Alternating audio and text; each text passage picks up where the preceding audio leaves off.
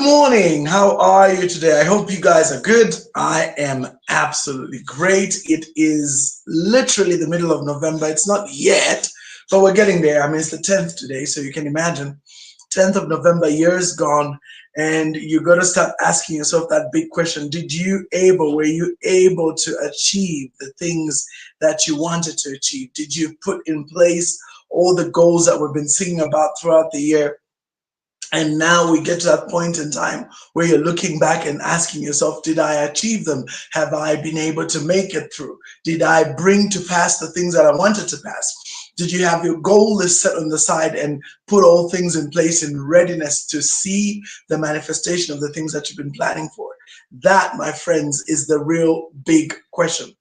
And one thing that's very sobering is the fact that time really does gallop. It really does. I think today, I know, because I'm a student of neuropsychology, and I used to wonder how come when you grow older, time moves faster. But this thing of time moving faster isn't just for us. It's for virtually everybody that is today active. Why? And of course, time is very perceived. I mean, there is a concept in physics, especially quantum physics, known as time dilation.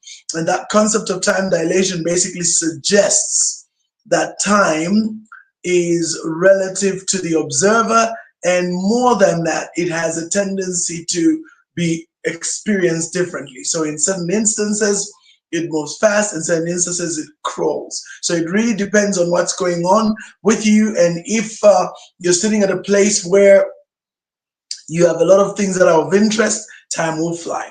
Of no interest, time will crawl. But at the end of the day, time is relatively moving fast. And one of the major reasons is because we have so much information bombarding us that days are becoming shorter and shorter. And the biggest culprit is this very gadget that you're looking at.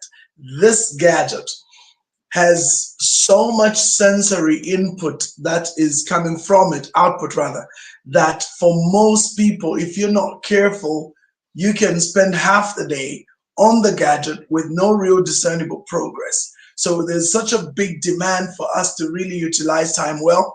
And this is one of the reasons I've started this series once more. It's one of my favorite series, The Quantum Leap of the Impossible.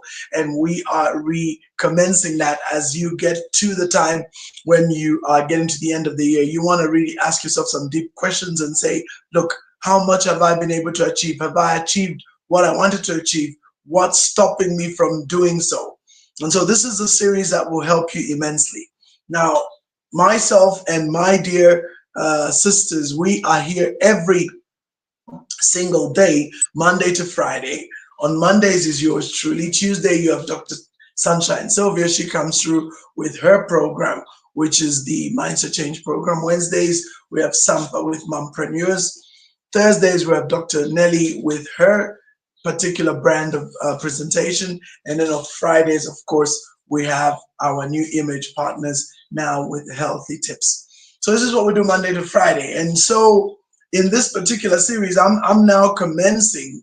It is actually entitled, Are You Ready to Traverse the Impossible? The Quantum Realm series. So we're looking at the Quantum Realm series, and I'm very excited about the Quantum Realm series because it's such a life-changing, impactful series. When I began to experience it, when I first came across this information, you won't believe it, I was listening to a multi-level marketing presentation by one of the top leaders of the industry, like absolute guru of a man.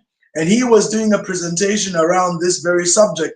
And it so intrigued me that I began to search. It's literally like that man, the day I listened to him, I think it's Danny Eagle or Tom Eagle, I've forgotten his name.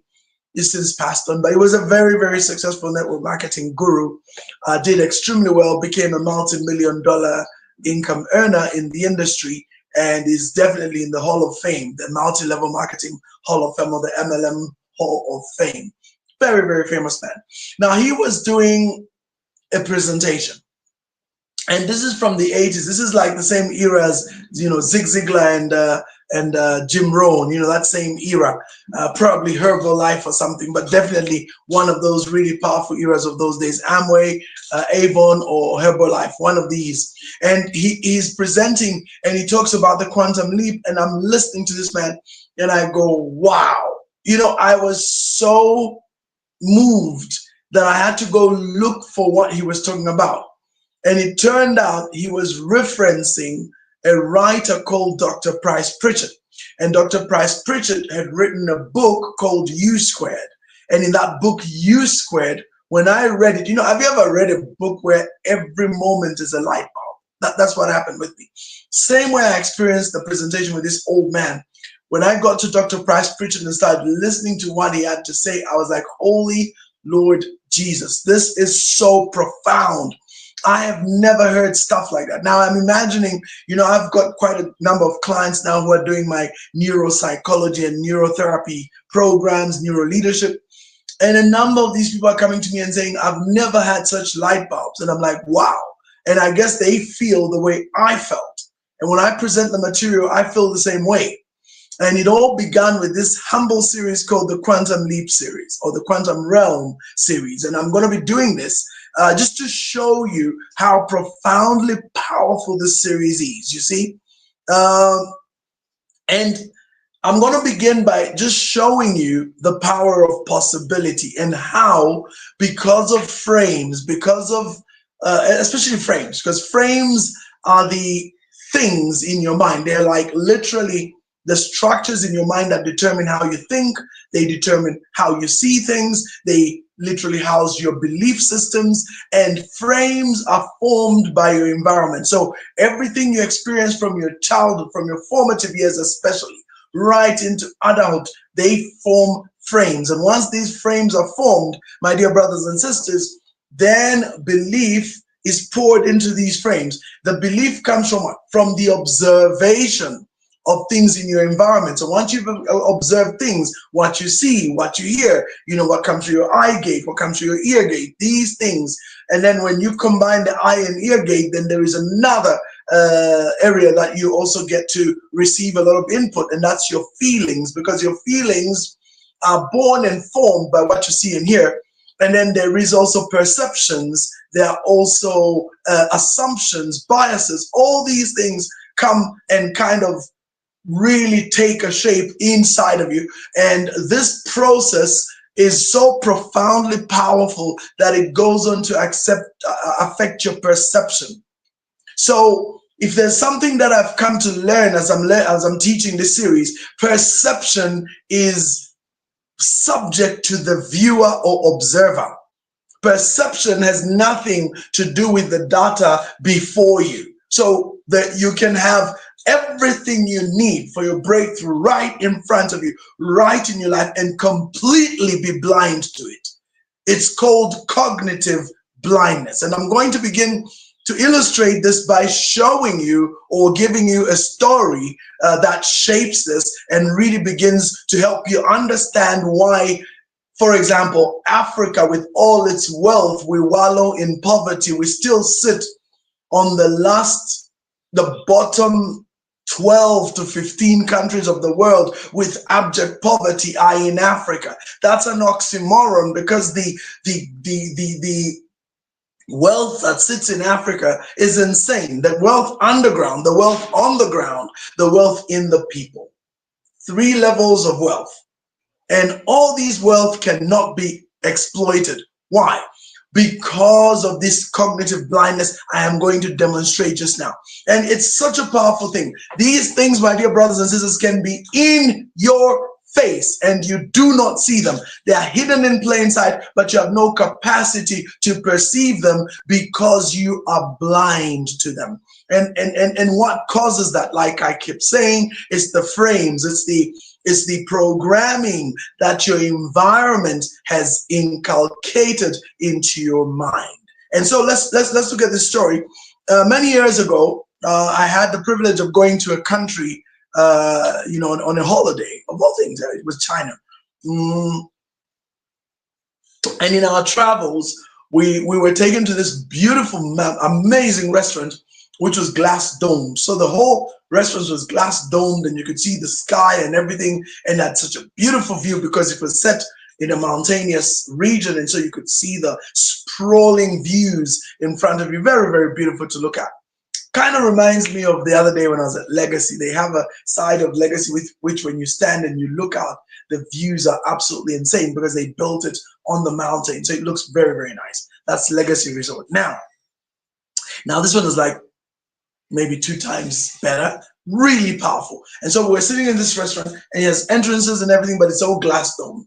Now, as we're in that restaurant, this bird flies in, and sure enough starts to fly around and fly around and fly around, and gets really stressed and tries to go out and keeps hitting into the dome.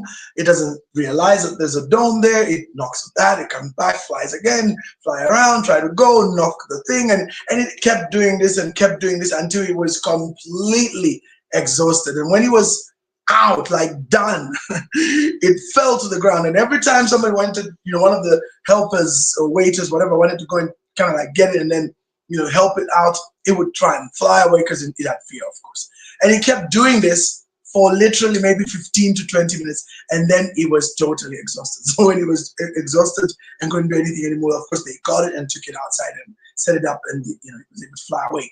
Now, what struck me about that bird is it reminded me of what's going on with so many people. And so we're going to pick some lessons, and these lessons are going to begin to show us why so many people are stuck. Why are they stuck in certain places in their lives? And the worst part is they don't even realize, this stuckness. It's not because they haven't, how can I put it? They've resigned themselves to this situation. They can't see. They are blind, because it's different when I'm stuck and you're like, okay, let me just settle down and look for a break out of here. That's different. But these are just stuck, and they think they're cursed, and they think they've got demons, ancestral spirits or whatever it is bothering them, and they can't come out, and they're just stuck, and they're just gonna die in this state of being stuck. That kind of exasperation. I want to show you a few things in relation to the bird. Firstly, this bird kept trying to fly out using what it knew in its mind. A clear sky means an open way, to which we who observed and saw more knew that not to be true. It was a fact to the bird, but not the truth, as it failed to fly out of that dome with this limited information. So what's the key lesson there? Not all observable facts and information dictate the entire truth, because paradigms always limit one's view and appreciation of reality. Exactly what I was trying to tell you, my dear brothers and sisters, that we reach a point in life where some people, not all, where you're so caught up in your frame that everything is experienced through that.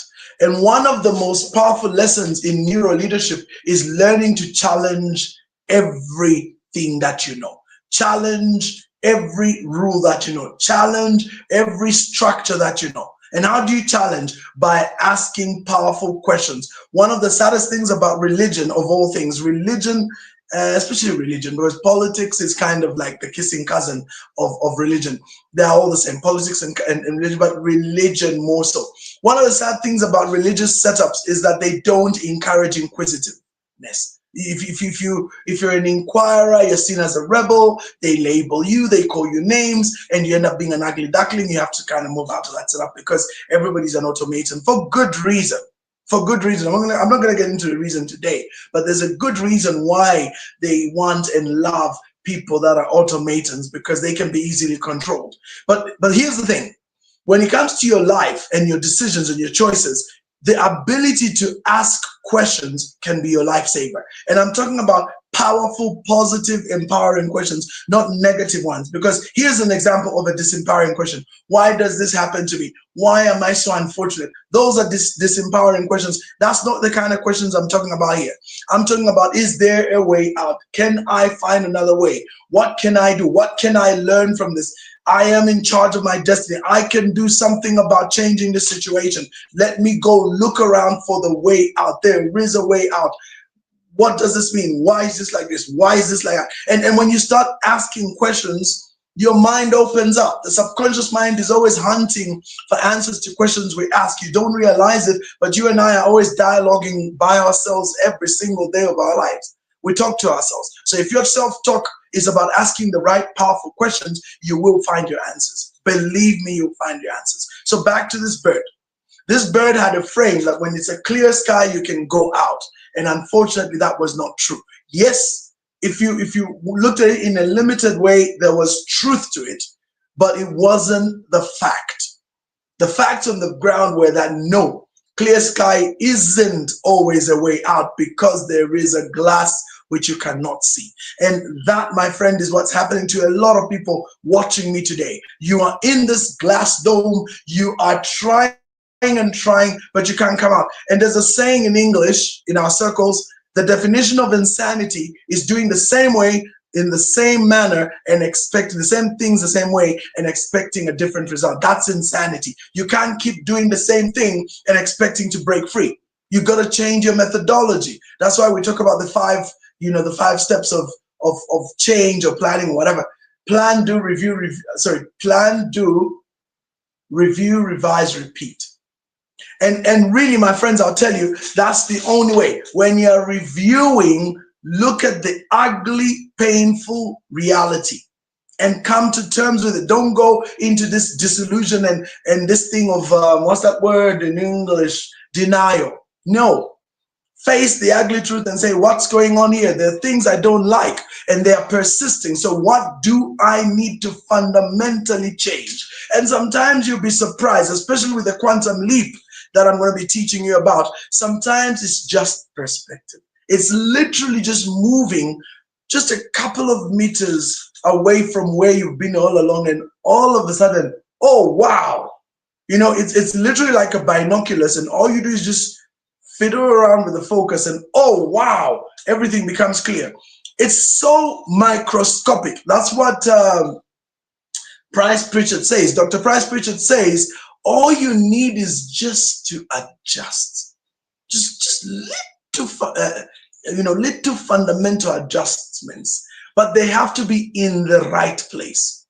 Because if you don't make those adjustments in the right place, you will spend decades and you will never be effective. And what is the right place? Believe me, it's not in your abilities, it's not in your talents, it's not in your gifts, and it's certainly not in your skills. I'm telling you, it took me years to come to terms with this, my guys. It's not even your skills, it's your mind, because your mind is everything. And when you start to understand the power of the collective unconscious and the sea of consciousness and what goes on in that realm, oh my God, guys, you have no idea what you can do when you understand the power of what resides between your ears, the power of the mind. And that's why we're saying that the first thing here is just an adjustment. The bird needed to be shown that whatever it's looking at is not what it thinks it is. But many times when you're caught in the thing you can't see, sometimes it takes an outsider to come and say, hey, look. And one of my favorite stories has got to be this story about this gentleman I was driving. And he has a puncture in the middle of nowhere.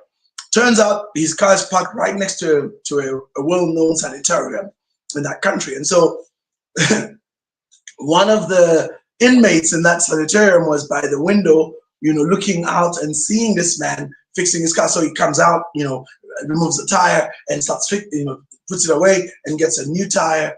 And then as he was doing that, his 4 bolts fell off into a drain, deep into the drain, and that was it. And he was like, oh my God, what am I going to do now? So he's sitting there thinking what he's going to do. He's really freaking out. And then the inmate in the hospital shouts and says, I know what you can do. He says, what can you tell me? I'm not okay. So he's waiting there. This guy is figuring out, and in the end, he starts calling the AA. They have AA out there in America and such places. AA who come and kind of help with roadside assistance and things like that. So he's trying to do that, and he's got no signal, and he's like really freaking out. And then the guy up there keeps telling him, listen, I can tell you the solution and you can be on your way. So of course, after this guy has tried and he's sitting there stuck, doesn't know what to do, then the guy says, all you need to do, sir, you have 4 bolts that have fallen into your thing. You can remove 1 bolt from the 3 tires that are okay, and tie those 3 bolts on your tire, and then that will at least get you to a filling station somewhere safe. You can buy new bolts. Oh, I never saw it that way. Thank you. Precisely. You see, the man who was in the sanitarium was looking out, and he had the vantage viewpoint. He had the bird's eye view. He was not under stress. He was not scared. He was not freaked out. The man in the situation was caught up in his emotions and could no longer see. Like the bird, the solution was right in his face, but he did not have the cognitive ability to see it because he was blind to it. My friends, that's what's happening to most of you, and that's why you find yourself stuck. You're not discernibly making any progress because you are so caught up. Secondly, the bird allowed emotions, which is fear, which is what I was talking about, to blind the truth that there has always been a way out, because that is how it came into the dome in the first place. If the bird had just taken time out and observed fully its surroundings, it would have become acquainted with reality, not expended so much energy in the first place. Key lesson: never make emotional decisions. My friends, when you are emotionally invested, what happens is your subconscious mind and the component that we call the reticular activating system, also known as your RAS, you'll learn a lot about it, actually switch off your thinking brain. They literally do that for survival reasons. So they will switch it off. And so you no longer are thinking. And so what you're doing now is you're emotionally responding to fear and all the emotions that brings, and there's no reasonableness in there. It's usually just a threat situation. And when you're in a threat, you usually go into survival mode. And when you go into survival mode, you don't think. So that's the second issue. So for a lot of people, when you're caught up in this despair and fear, and now you're like, wait, let me go look for a pastor to pray for me. The answer is right there. Take out a nut in each bolt. Can you imagine that? Take out a nut in each tire and tie it, and your car can move. You know, that little truth is so profound that when people like me learned that, I had an epiphany. I'm not kidding, guys. It was so powerful. Thirdly, I like this one. Listen to this. There was always a way out, but the bird got overwhelmed with fear. As far as the bird was concerned, there simply wasn't any way out. In its mind, an exit was in the realm of impossibility. I just want you to kind of like savor that. Key lesson. Hear me well. Key lesson. Every challenge or problem always comes with solutions inside it. That's why the Bible says God will not test you beyond your ability, but He will always leave a door for you to come out. You know, it's a case of something called reframing. In our circles, we call it reframing. It is learning to view things from another angle. When you are in fear, you are caught up. There's a bad feedback loop feeding into your fear, which feeds into your coping mechanisms, which feeds into all manner of reactive, behavior. And that behavior doesn't get you anywhere. And that's the problem with being in this type of situation. So if you're caught in that, you kind of get into this loop. It's called a mindset loop. It's very bad. But I'm telling you, there's always a way out. And the moment you pause, there are techniques we teach on how you can gather your thoughts. There's a way you do that, how you can get into the right frame of mind. Right frame of mind. And once you're in that frame of mind, once you switch, and there's a way we even teach you how to switch off or how to offline the subconscious mind, because it's very powerful. And when you get into this emotional fear state, it really can be overwhelming. Believe me, it's overwhelming. The adrenaline, the cortisol, you really feel that urge to run and fight and survive and all these things. But I'm telling you that even when you're in that state, there is a simple but powerful methodology I teach to my students on how you can offline that. And literally within a minute, you can go from crazy, mad, I'm going to shoot everybody, to calm and collected in 1 minute. 1 minute. I'm not kidding you. 1 minute. All you need is just to have the knowledge to say, okay, I'm upset. Let me get into the technique. And you go through that technique. It's so powerful, guys. I can't even explain it. And in 1 minute, you're calm. And then you say, okay, now let's look at this situation again. And see, once your thinking brain is back online, you think, the thinking brain is different. It's the executive center of the mind. It knows how to process pressure and things like that. It knows how to solve the problem, because your subconscious mind is about survival. So it is rushing to survive and ensure that you live past that situation. But when you bring in the thinking brain, it kind of makes you say, hey, wait a minute. All right. So what's going on here? All right, that's that. Okay, good. So how do we deal with this sensibly? And you find you're able to deal with the situation. So this bird was just freaked out.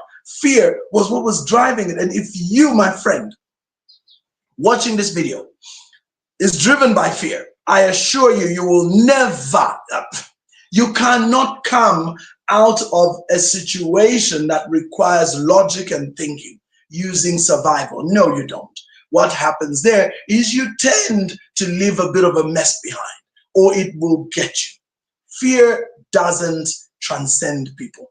Fear drives them into a state of panic and survival.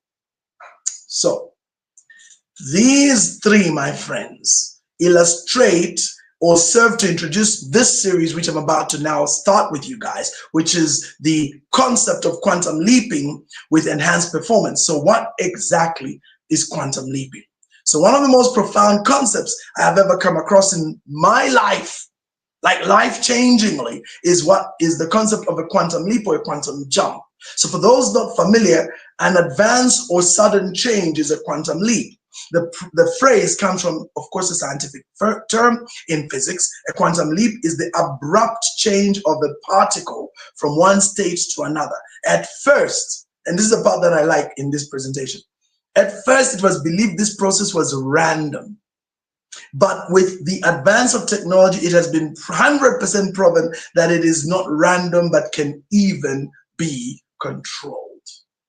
Okay, and so in my next presentation, I'm going to show you the power of a quantum leap, the power of not being caught in a paradigm or frame that society dictates to you, and how that can completely revolutionize life itself. I will be giving an example of these two great athletes in that regard. And so we will look at those stories and you'll get to understand. But as we conclude today's session, my simple request or thing to you is, you need to realize that there is so much you carry within you. And your biggest obstacle is your environment. And not just your environment, but the type of voices you're listening to. Who's whispering in your ear? I always tell my clients, whose voice or whose mouth is speaking in your ear? And when we say that, it doesn't mean there's somebody whispering. It means the social media feeds you're following, the YouTube, TikTok, YouTube, Facebook. Who are you following? What are you listening to? Who are your favorite podcasters? What kind of content do you follow? Because these days, that's far more realistic than if I say TV, radio, even though they also play a very, very, very big role.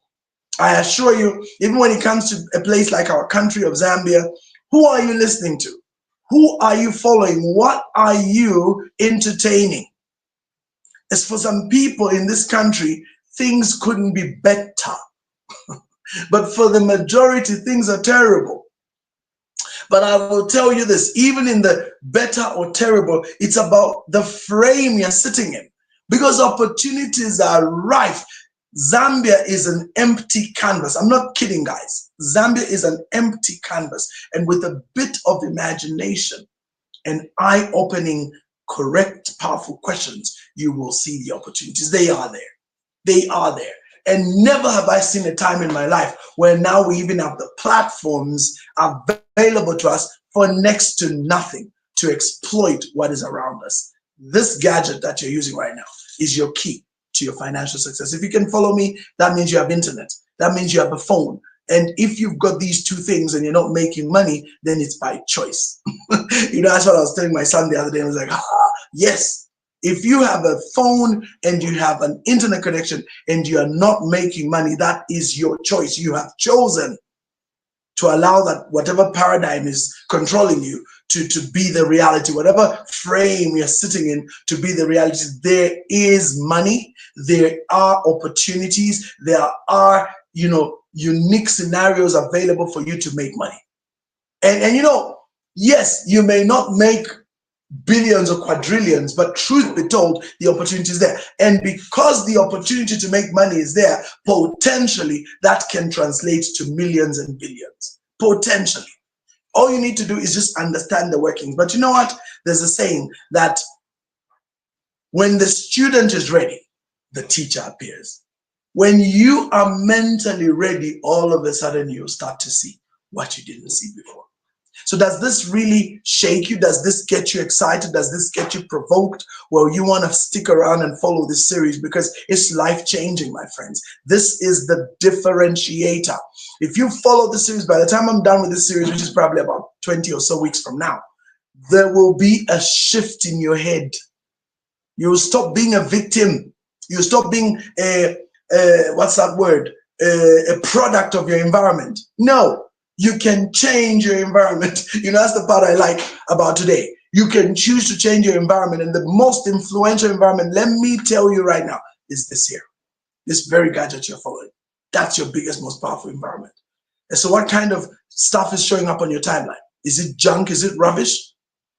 Tells me a lot about what occupies your mind. What is your TikTok full of? What's your timeline on YouTube? What shows up on your Facebook? Because these are the biggest, most influential, voices whispering in your ear right now. So if it's all about, oh, the country's in flames, oh, things are so bad, oh, we're suffering, oh, there's no money. If that's all that's on your timeline, Church Kuta did this, oh, so did that, your maps did. If this is all that's on your timeline, no wonder you're broke. No wonder things are not progressing.